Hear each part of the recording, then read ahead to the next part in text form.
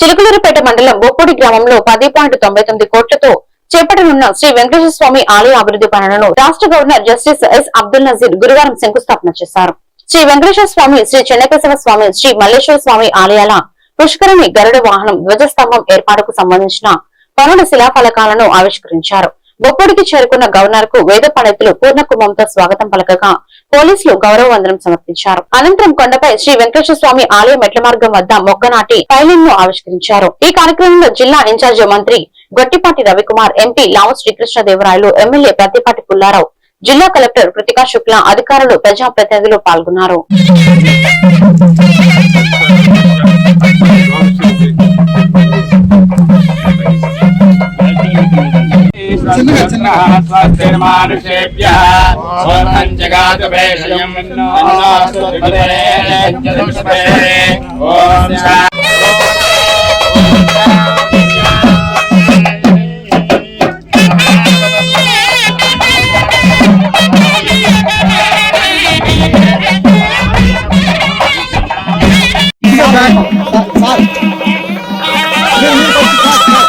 Camera దించండి, కొంచెం కింద దించు.